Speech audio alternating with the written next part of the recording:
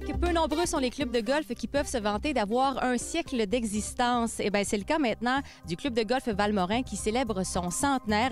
Et pour nous en parler, on rencontre son directeur général et professionnel en titre, Martin Bergeron.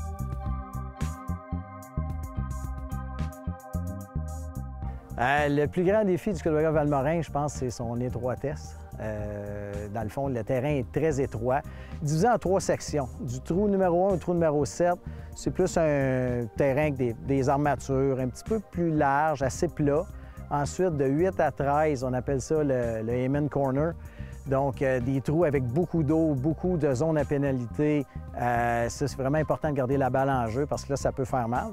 Et ensuite, on termine à partir du trou numéro 14 au trou numéro 18 avec encore des armatures assez grands, assez hauts, et aussi avec un petit peu plus de côte. Mais malgré que le terrain à Valmorin, malgré qu'on est entouré de montagnes ici, le terrain est relativement plat, à part peut-être 2 côtes qu'on retrouve sur les 6 derniers trous du parcours.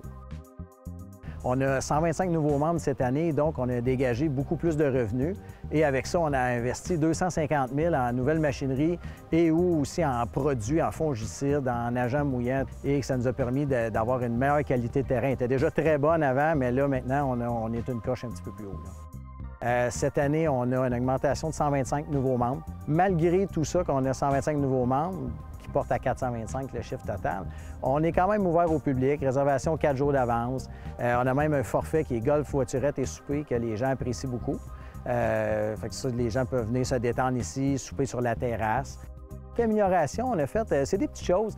On a amélioré au niveau des carpaths, des sentiers, essayer de mieux les définir, les mettre plus à niveau. On a coupé beaucoup d'arbres, des arbres morts qui étaient soit dangereux pour les clients, pour les joueurs.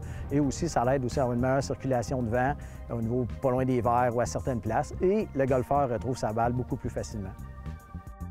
Côté trou signature, personnellement, moi, j'en ai 2. Il y a le trou numéro 2 qui est incroyable à frapper. Si on voit la montagne en avant de nous, on joue notre coup de départ, c'est comme si la balle va tomber sur le dessus de la montagne. Fait que c'est super beau, surtout à l'automne. Et trou signature, aussi côté difficulté, le trou numéro 13, un par 5 de 550 verges en l'arrière, très, très étroit, de l'eau chaque côté. Donc, ça, comme trou signature, c'est au niveau compétitif, ça serait peut-être plus celui-là. Au niveau look, c'est le trou numéro 2 pour ma part. Bien, le 100e, c'est sûr que ça représente beaucoup d'organisations. C'est un événement majeur. Même la ville de Valmorin aussi va fêter son 100e. Donc, pour nous, je suis même à monter un comité présentement pour bien faire les choses et essayer de faire un gros party tout au long de l'année. Donc, oui, ça va être une grosse année pour nous l'année prochaine. Normalement, on reçoit peut-être 10 à 14 tournois extérieurs, plus beaucoup de mini-tournois qu'on appelle, des gens qui sont juste des petits groupes. Au niveau de la salle à manger, on peut asseoir 200 personnes à l'intérieur. Des fois, il y en a, quand ça va plus gros, mais on peut faire monter un chapiteau dans le champ de pratique. Donc, on peut pas mal tout faire. On a un bon service de restauration à ce niveau-là. En conclusion, si ça vous intéresse de venir fêter le 100e avec nous l'année prochaine, en 2022, je vous invite à visiter notre site Web pour prendre les informations et rentrer en contact avec moi. Et on a plusieurs types de membership disponibles pour 2022.